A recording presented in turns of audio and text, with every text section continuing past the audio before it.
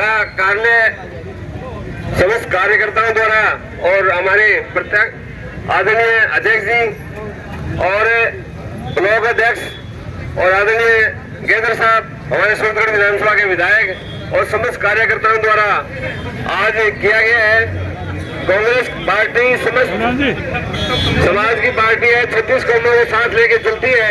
मैं आप लोगों से निवेदन करना चाहता हूँ कि हमारे जो मतदान का 19 तारीख को मतदान होना है, तो समस्त कार्यकर्ताओं से अपील है कि अपने अपने बूथ में उपस्थित रह के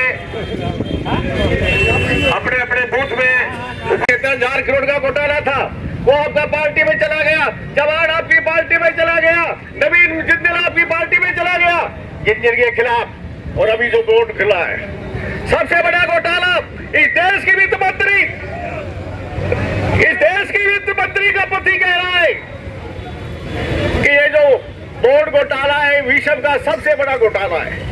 हिंदुस्तान के वित्त मंत्री का पति कह रहा है, सीतारमण का पति कह रहा है कि विश्व का सबसे बड़ा घोटाला है। आप पहले जी पकड़ रहे हो देश के अंदर जो घटना कर हुआ पिछले बार इसके जम्मू कश्मीर में, जिसमें हमारे 40 लोग शहीद हुए, उन शहीद होने के 5 दिन बाद 50 करोड़ रुपए आपने पाकिस्तान के कंपनियों से लिया। आपने ये बीफ बेचने वाले लोगों से 100 करोड़ रुपए लिए, आपने कितना पैसा लिया सारा जनता के सामने आ चुका है। इन सब बातों के लिए आज ज्यादा नहीं कहते हुए आने वाली 19 तारीख को लिए सारी टीम अपनी टीम कस ले और एक एक गांव घर भोले में तमाम लोग जाए। पार्लियामेंट का चुनाव है, लेकिन ये चुनाव बहुत बड़ा चुनाव है, ये देश को बचाने का सवाल है। इन्हीं शब्दों के साथ मैं आपकी बात समाप्त करते हुए आने वाले 19 तारीख को भारी मतों से भाई कुलदीप इंदौरा के ज्यादा आगे राजस्थान की हिंदुस्तान की पार्लियामेंट भेजे। धन्यवाद, जय हिंद।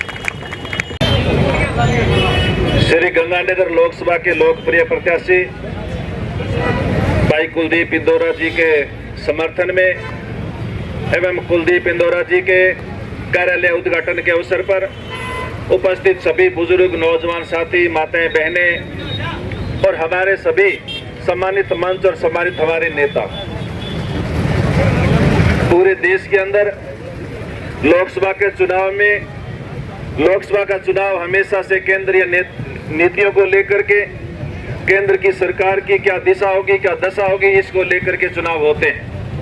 और पिछले 10 सालों में जो देश के हालात हैं वो आप सभी के सामने किस तरह से देश के हालात बिगड़े हुए हैं। इसलिए यह चुनाव कोई मामूली चुनाव नहीं है।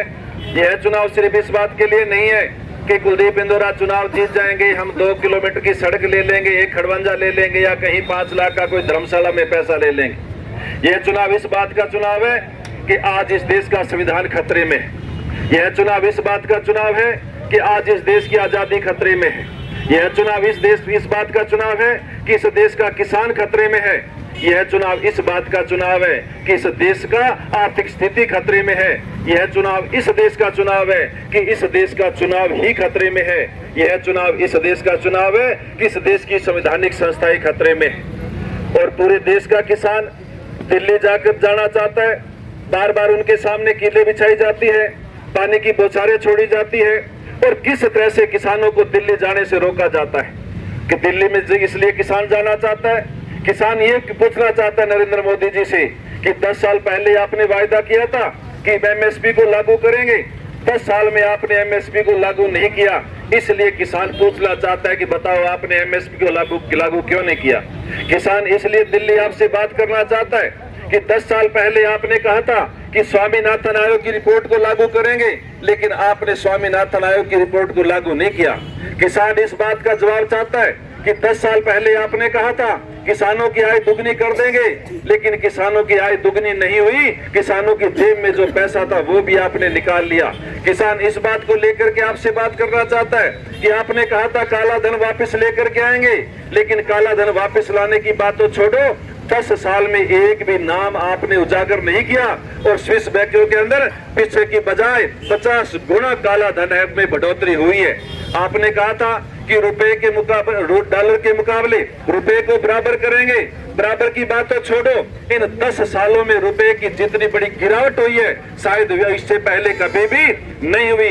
10 सालों के अंदर 25 रुपया डॉलर है, 83 रुपए।